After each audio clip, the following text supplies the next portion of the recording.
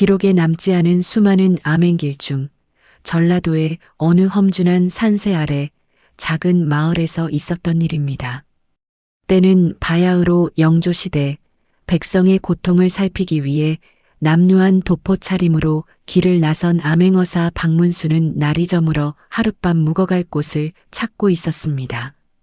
산 그림자가 길게 드리워진 마을 어귀, 유독 낡고 허름한 초가집 하나가 그의 시선을 사로잡습니다. 담장은 허물어지고 지붕 위에는 자풀이 무성했지만 그 틈새로 새어나오는 등잔불빛만큼은 유난히 따뜻했기 때문입니다. 박문수가 그 집 마당으로 들어섰을 때 방 안에서는 도란도란 정겨운 대화 소리가 흘러나오고 있었습니다. 어머니, 오늘은 장터에서 고등어 한 토막을 구해왔습니다. 어서 드셔보세요. 젊은 남자의 목소리였습니다. 뒤이어 아이고, 우리 아들. 고생이 많구나. 내 목소리만 들어도 나는 배가 부르다는 노모의 떨리는 목소리가 들려옵니다. 박문수는 문틈으로 그 안을 살며시 엿보았습니다. 눈이 먼 노모를 위해 가시를 정성껏 발라 숟가락 위에 올려주는 아들의 손길. 영락없는 효자의 모습이었습니다. 하지만 박문수의 날카로운 직관이 꿈틀거렸습니다. 아들의 옷차림은 산속을 헤매는 도망자처럼 남루했고 무엇보다 노모를 바라보는 그의 눈빛에는 효심을 넘어선 깊은 두려움과 회한이 서려 있었기 때문입니다. 다음 날 아침 박문수는 마을 우물가로 나가 아낙네들에게 슬쩍 말을 붙였습니다. 저 끝집 효자가 참 대단하더군요. 그러자 마을 사람들이 한숨을 내쉬며 수군거립니다. 효자는 효자지요. 그런데 참 이상해요. 그 집 아들은 3년 전 나라의 부름을 받고 성싸는 노역에 나갔다가 죽었다는 소문만 무성했거든요. 한 달 전쯤 갑자기 돌아왔는데 목소리도 조금 굵어지고 성격도 변한 것 같더라고요. 하지만 눈먼 어머니는 그저 내 아들 왔냐며 좋아하시니 동네 사람들도 입을 닫고 있는 게지요. 박문수는 확신했습니다. 저 사내는 진짜 아들이 아니다. 그렇다면 저 사내는 누구인가? 왜 남의 집 대문을 열고 들어와 아들 노릇을 하고 있는 것인가? 박문수는 사내의 뒤를 쫓기로 합니다. 사내는 낮에는 산에 올라 나무를 하고 밤에는 삭바느질감을 구해오는 등 쉴 틈 없이 일했습니다.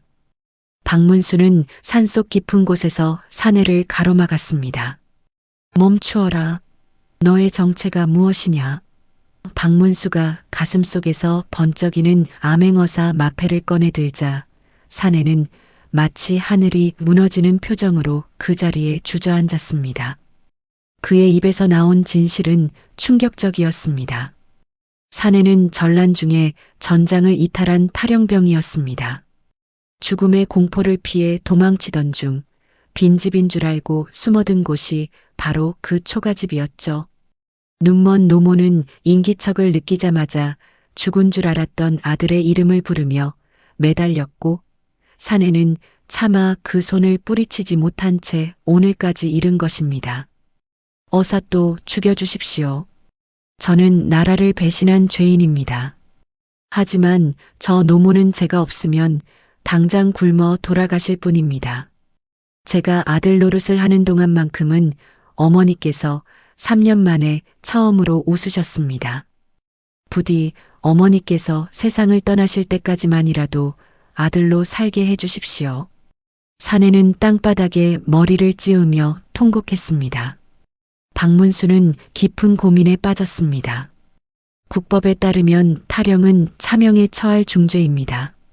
하지만 이 사내가 행한 한 달간의 효도는 그 어떤 진짜 아들보다도 지극했습니다. 법을 지키기 위해 노모를 굶겨 죽일 것인가 아니면 인정을 위해 국법을 어길 것인가? 박문수의 눈앞에 어젯밤 보았던 그 따뜻한 등잔불 아래의 두 사람이 스쳐 지나갔습니다. 다음 날 박문수는 사내를 다시 불러 판결을 내렸습니다. 국법은 추후에 흐트러짐도 없어야 하나 하늘이 내린 효심 또한 법보다 앞서는 법이다. 내가 나라에는 내가 이미 전장에서 장렬히 전사한 것으로 보고하겠다. 이제 너라는 존재는 이 세상에 없다. 다만 저 노모의 아들로서의 너만 존재할 뿐이다. 너는 평생을 저 노모의 진짜 아들로 살며 내 죄를 씻어라. 만약 단 하루라도 효를 게을리한다면 그때는 내 검이 내 목을 칠 것이다. 사내는 대성통곡하며 박문수에게 절을 올렸습니다.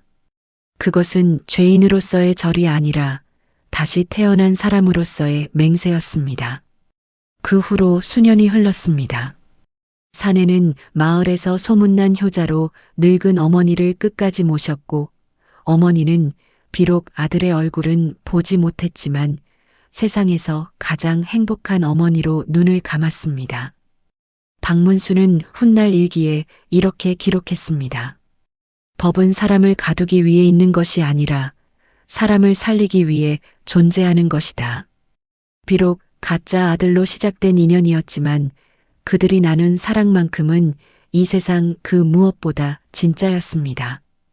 오늘도 우리는 박문수의 이 판결을 통해 진정한 정의가 무엇인지 다시 한번 생각하게 됩니다. 구독과 좋아요 부탁합니다. 흉년이 들어 민심이 흉흉하던 어느 해 봄이었습니다. 꽃이 피어야 할 계절인데 마을마다 곡소리가 먼저 피어났습니다. 들판엔 씨앗조차 남아있지 않았고 아이들은 배를 움켜쥔 채 흙바닥에 앉아 있었습니다. 그런 봄날이었습니다. 산길을 걷던 박문수의 귀에 울음소리가 들려왔습니다. 길 한복판에 한 선비가 주저앉아 있었습니다. 낡은 보따리를 두 팔로 꽉 끌어안고 어깨를 들썩이며 통곡하고 있었습니다. 박문수가 다가가 조용히 물었습니다. 어인 사연으로 이러십니까?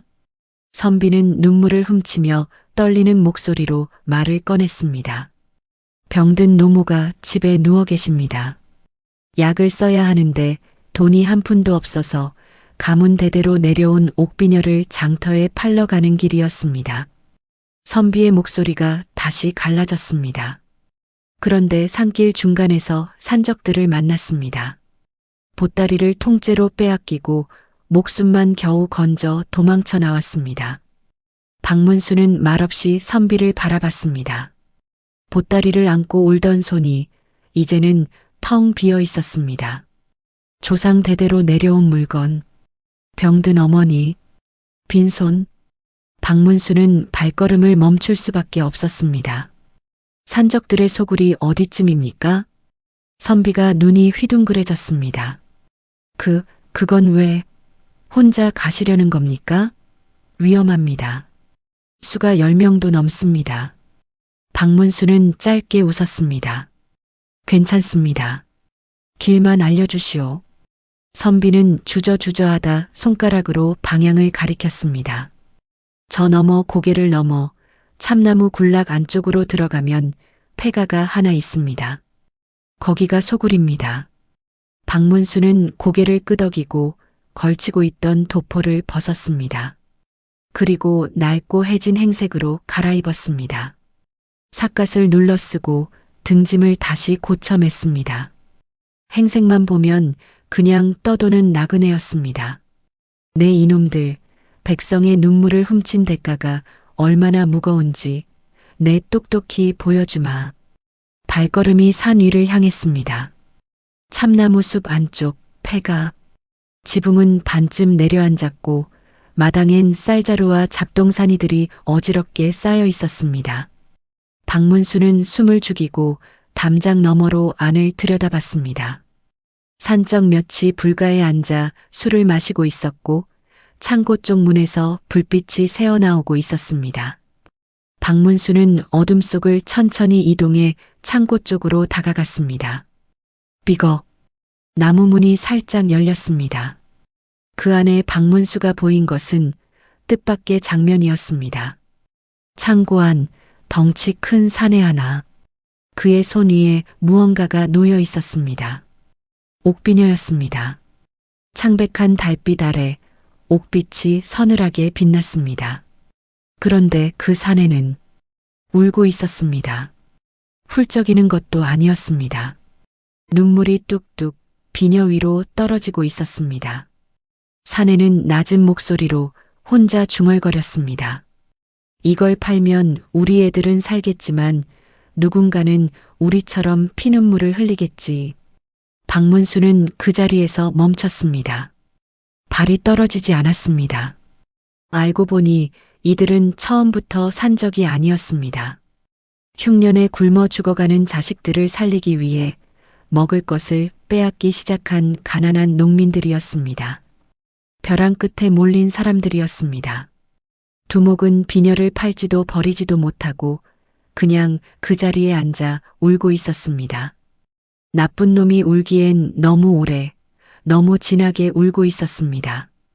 박문수가 천천히 창고 안으로 들어섰습니다. 두목이 번쩍 몸을 일으키며 칼을 집었습니다. 누구냐? 박문수는 품에서 마패를 꺼냈습니다. 달빛 아래 세 마리 말이 양각된 청동 원판이 빛을 받아 번쩍였습니다. 암행어사 박문수다. 마당에서 소란을 듣고 달려온 나머지 산적들도 창고 문 앞에 멈춰 섰습니다. 잠시 침묵. 그리고 하나씩, 둘씩 모두 땅바닥에 엎드렸습니다. 두목도 무릎을 꿇었습니다. 죽여주십시오. 죽어 마땅한 놈들입니다. 박문수는 한동안 그들을 내려다봤습니다. 박문수가 칼을 뽑지 않았습니다. 대신 등에 지고 온 괴나리 보찜을 내려놓았습니다. 묵직하게 바닥에 내려앉는 소리가 났습니다. 비녀는 원래 주인에게 돌려주어라. 두목이 손을 떨며 옥비녀를 바닥에 내려놓았습니다.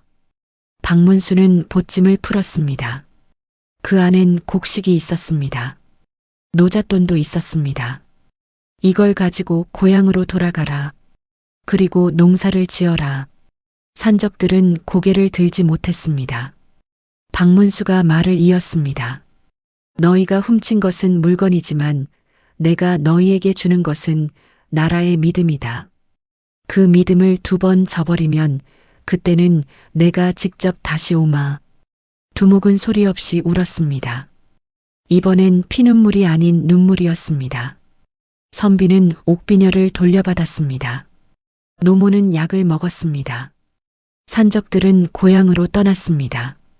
박문수는 그 자리에서 이름도 남기지 않고 발걸음을 돌렸습니다. 봄산길 바람이 불었습니다. 꽃잎 몇 장이 그의 등 뒤로 흩날렸습니다. 가장 무거운 형벌은 칼이 아니었다. 다시 살아갈 이유를 주는 것, 그것이 박문수의 법이었다. 구독과 좋아요 부탁합니다.